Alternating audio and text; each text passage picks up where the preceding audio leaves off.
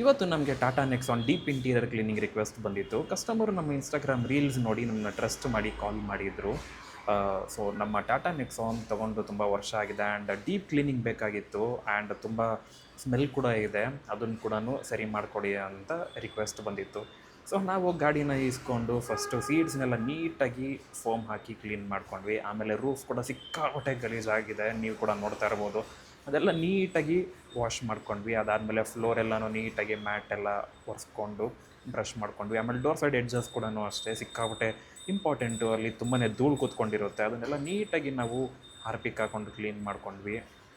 ಕಸ್ಟಮರಂತೂ ಸಿಕ್ಕಾಪಟ್ಟೆ ಖುಷಿಪಟ್ಟರು ಇಂಟೀರಿಯರ್ನ ನೋಡಿ, ಯಾಕಂದರೆ ರೂಫೆಲ್ಲ ಲಿಟ್ರಲಿ ತುಂಬ ಬ್ಲ್ಯಾಕ್ ಆಗೋಗಿತ್ತು ಆ್ಯಂಡ್ ಡೋರ್ ಕೂಡ ಅಷ್ಟೇ ಪ್ಲಾಸ್ಟಿಕ್ ಪಾರ್ಟ್ಸ್ ಎಲ್ಲ ಸಿಕ್ಕಾಪಟ್ಟೆ ಗಲೀಜಾಗಿತ್ತು ಆ್ಯಂಡ್ ಕಲರೇ ಚೇಂಜ್ ಆಗಿರೋ ಥರ ಆಗಿತ್ತು, ಡಿಮ್ ಆಗಿತ್ತು ಕಲರು. ಸೊ ಅದನ್ನೆಲ್ಲ ಮಾಡಿ ನಾವು ನೀಟಾಗಿ ನೆಕ್ಸ್ಟ್ ನಾವು ಪಾಲಿಷ್ ಮಾಡ್ಕೊಂಡ್ವಿ. ಪಾಲಿಷ್ ಹಾಕೋದ್ರಿಂದ ತುಂಬ ಜನ ಅನ್ಕೋತಾರೆ ಧೂಳು ಕೂತ್ಕೊಳ್ಳುತ್ತೆ ಅಂತ. ಲೈಟಾಗಿ ಪಾಲಿಷ್ ಹಾಕ್ಬಿಟ್ಟು ಆಮೇಲೆ ಸ್ವಲ್ಪ ಬಟ್ಟೆಲಿ ಒರೆಸಿದ್ರೆ ಪಾಲಿಷ್ ತುಂಬ ಚೆನ್ನಾಗಿ ಕೂತ್ಕೊಳ್ಳುತ್ತೆ ಆ್ಯಂಡ್ ಧೂಳು ಕೂತ್ಕೊಳ್ಳಲ್ಲ. ನಿಮಗೂ ಏನಾದರೂ ನಮ್ಮ ಸರ್ವಿಸ್ ಬೇಕು ಅಂದರೆ ಮೇಲಿರೋ ನಂಬರ್ಗೆ ಕಾಂಟ್ಯಾಕ್ಟ್ ಮಾಡಿ.